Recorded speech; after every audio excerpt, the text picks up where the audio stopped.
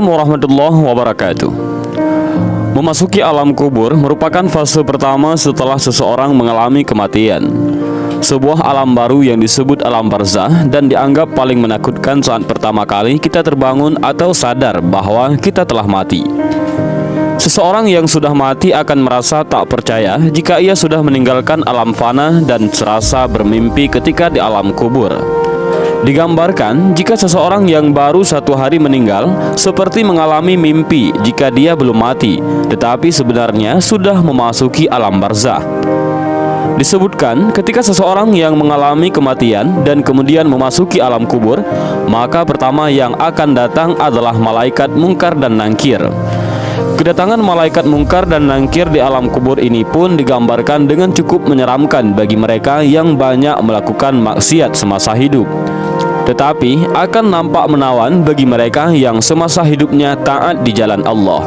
Ketika pertama kali berhadapan dengan manusia di alam kubur, maka ada 6 pertanyaan yang akan diajukan oleh malaikat mungkar dan nangkir. Adapun 6 pertanyaan di alam kubur ini menentukan perjalanan selanjutnya. Apakah dia akan di tempat bersama para nabi, ulama, dan umara di surga, atau justru memasuki neraka dan dihisab terlebih dahulu? Pertanyaan itu adalah yang pertama, man rabbuka, siapa Tuhanmu? Ma dinuka, apa agamamu? Man nabiyuka, siapa nabimu? Ma kitabuka, apa kitabmu? Aina kiblatuka, di mana kiblatmu? Dan yang keenam adalah man ikhwanuka, siapa saudaramu? Benarlah demikian, kehidupan alam barzah atau alam kubur banyak disebutkan dalam Al-Quran dan hadis, serta siksa-siksanya yang tanpa ampun bagi mereka yang berdosa, tetapi akan mendapatkan kelapangan dan ketenangan bagi umat yang beramal saleh. Dan berikut ini adalah hadis Rasulullah SAW yang menggambarkan perjalanan manusia setelah melewati fase kematian. Maka di alam kubur sudah menanti kehidupan baru dan serba asing. Hadis panjang Al-Barra bin Azib yang diriwayatkan oleh Imam Ahmad dan disahihkan oleh Imam Al-Hakim dan Syekh Albani ini menceritakan perjalanan para manusia di alam kuburnya.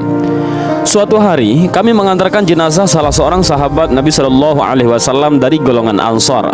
Sesampainya di perkuburan, liang lahat masih digali. Maka Rasulullah SAW pun duduk ataupun menanti, dan kami juga pun duduk terdiam di sekitarnya, seakan-akan di atas kepala kami ada burung gagak yang hinggap. Rasulullah SAW memainkan sepotong dahan di tangannya ke tanah.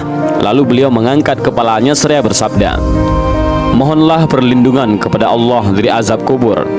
Beliau ulangi perintah ini 2 atau 3 kali. Kemudian beliau SAW bersabda, "Seandainya seorang yang beriman sudah tidak lagi menginginkan dunia dan telah mengharapkan akhirat ataupun sakratul maut, turunlah dari langit para malaikat yang bermuka cerah secerah sinar matahari. Mereka membawa kain kafan dan wangi-wangian dari surga, lalu duduk di sekeliling mukmin tersebut sejauh mata memandang. Setelah itu, turunlah malaikat pencabut nyawa dan mengambil posisi di arah kepala mukmin tersebut. Malaikat pencabut nyawa itu berkata, 'Wahai nyawa yang mulia, keluarlah engkau untuk menjemput ampunan Allah dan keridhaannya.' Maka nyawa itu dengan mudahnya keluar dari tubuh mukmin tersebut seperti lancarnya air yang mengalir dari mulut sebuah kendil.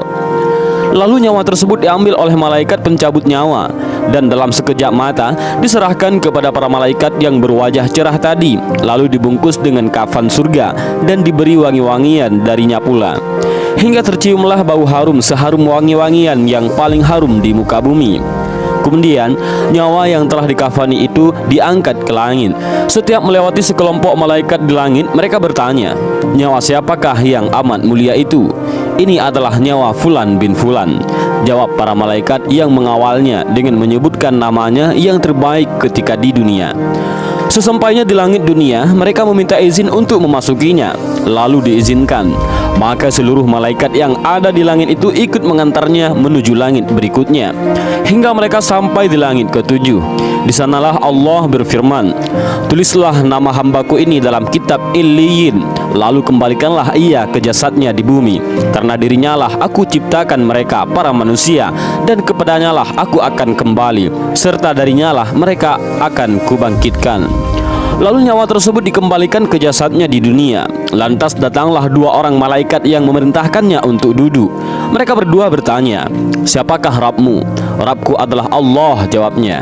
Mereka berdua kembali bertanya, "Apakah agamamu?" "Agamaku Islam," sahutnya. Mereka berdua bertanya lagi, "Siapakah orang yang telah diutus untuk kalian?"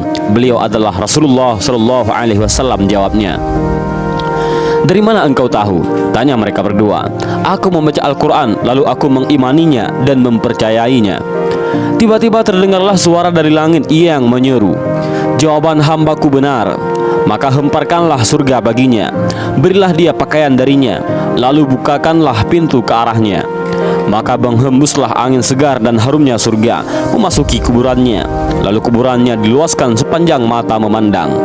Saat itu datanglah seorang pemuda asing yang amat tampan memakai pakaian yang sangat indah dan berbau harum sekali, seraya berkata, 'Bergembiralah, inilah hari yang telah dijanjikan dulu bagimu.'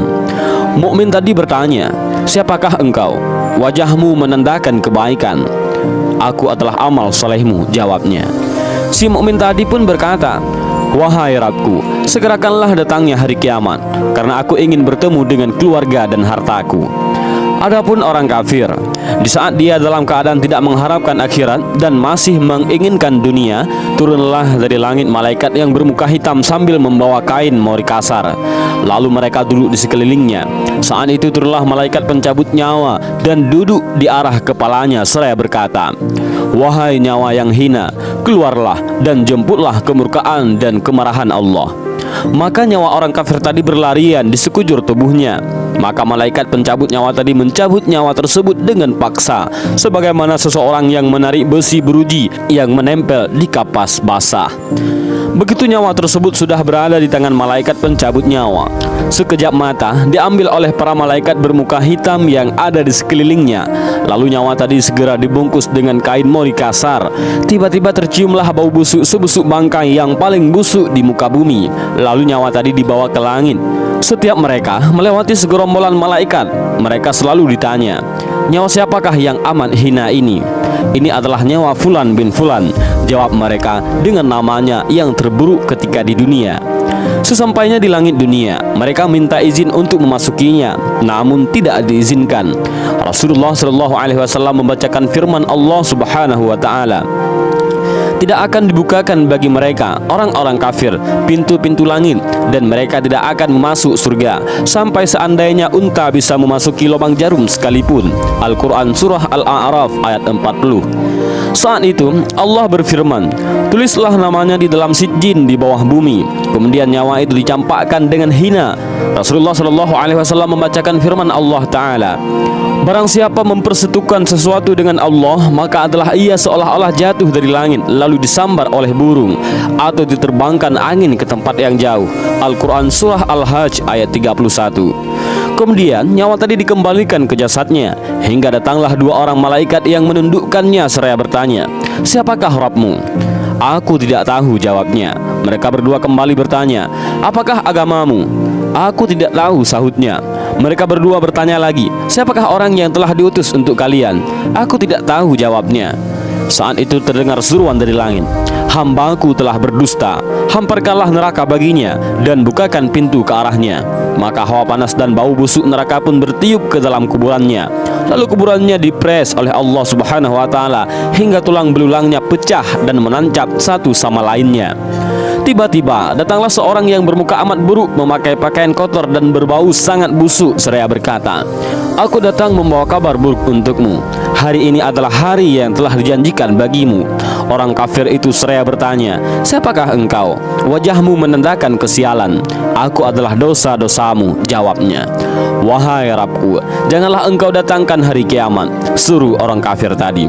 Dan hadis panjang ini diriwayatkan oleh Ahmad dalam Al-Musnad dan disahihkan oleh Al-Hakim dalam Al-Mustadrak dan oleh Albani dalam kitab Ahkamul Janaiz. Dan itulah gambaran bagaimana kondisi seseorang yang sudah berada di alam kubur. Semua akan ditentukan lewat amal dan perbuatannya semasa hidup di dunia. Tentunya hal ini menjadi pelajaran bagi kita semua agar menjalankan perintah Allah dan menjauhi larangannya.